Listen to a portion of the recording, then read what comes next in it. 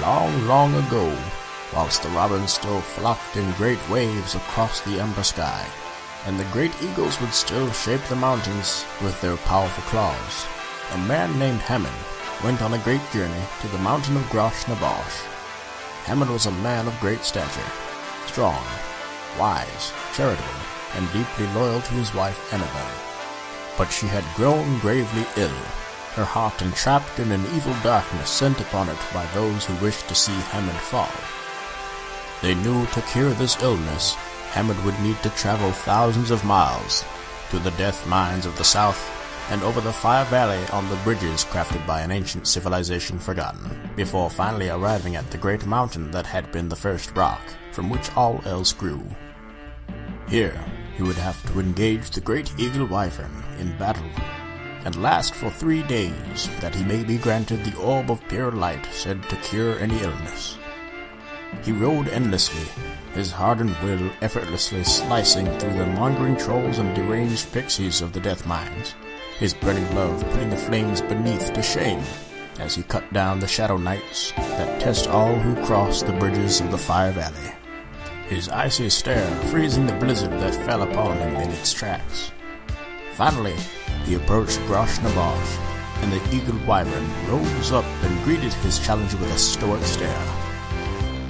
Hammond was ready for any battle of skill or wits, but the great eagle wyvern first reached out to his mind. "What do you seek, traveler?" bellowed the great eagle wyvern. Hammond roared to the heavens.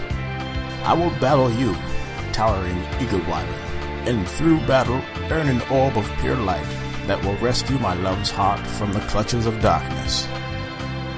"True it is that you are strong, good Hammond," said the eagle wyvern. "and I can feel the flames of love that burn in your heart, hotter than the sun, and your wits are a bit lost upon me, great Hammond." The eagle wyvern stoops his head level with Hammond and says, "However, before I shall ever grant you the orb of pure light, you must tell me what you lack, that your beloved Annabel does possess. Why is it that you may never be complete without her?" Hammond was not prepared for this. He had expected an epic struggle, a fight that would shake the very sky and cause the stars to fall, or a battle of wits that would stretch the very edge of his knowledge.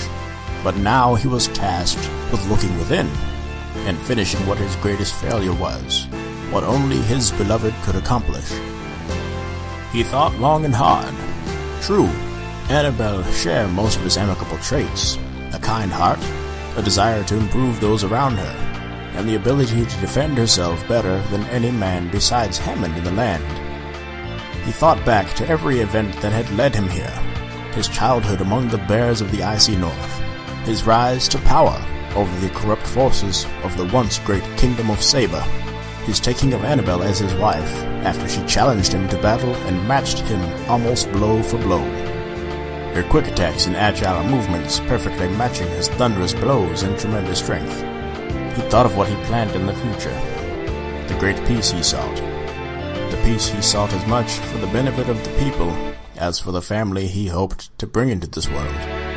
Then it struck him, no matter how skilled he became, no matter what he built, no matter the prosperity of his people, no matter the strength he possessed or the wisdom he garnered, he would never be able to bring a child into this world. Only Annabel, his beloved, could bring into this world another. Only she truly bore the gift of life.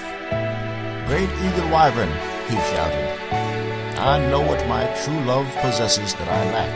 She bears the gift of life, the ability to create another being. She alone possesses the greatest strength, the strength to bear a child." The eagle wyvern raised his great head and decreed, "You, great Hammond, have proven yourself able to look within and find your failings. Now you must prove that despite what you believe, you also bear the gift of life. If you can match me in combat, you will prove, good Hammond, that you are an orb of pure light, and will be able to give the gift of life to your beloved, so that she may return the gift one day in the form of a child. Now raise your arms against me, and prove you can bear the price of life." With that, the great eagle wyvern spread his tremendous wings, almost a mile across, and took to the air. He swooped at Hammond, creating blizzards in his wake and causing great earthquakes with the beat of his wings. Hammond steadied himself, more resolute than the trembling earth, more determined than the flustered wind. He leapt and landed upon the eagle wyvern's tremendous snout. For a day he climbed the beast's face as it did everything in its power to shake him, destroying mountains, leveling forests, and causing lava to spew forth jets as large as waterfalls of the endless river. He finally reached the top of the beast's body and spent another day trekking across the eagle wyvern's neck, while it swooped and spun in the heavens. But Hammond could not be unsettled. His will was unshakable. When Hammond reached the beast's back, the eagle wyvern hovered where he was, and turned his great head upon Hammond. He bit and tore, thrashed and crushed, but Hammond matched every blow, sword to tooth and hammer to bone and scale. For one final day he battled the great eagle wyvern, their blows shaking the heavens and causing even the stars and moon to hide in fear. With all his might, Hammond swung both sword and hammer, knocking the great beast's head back, and causing it to plummet to the earth, creating the crater of the gods. Well fought, great Hammond, said the eagle wyvern. You have proven the fortitude of your will and the strength of your heart. What you sought was always in your heart. You are an orb of pure light, capable of curing all those around you and giving life to those whose hearts are preyed upon by darkness. Take your gift now, and with your beloved Annabelle, spread your light throughout the world. Hammond returned home and banished the darkness from his wife's heart.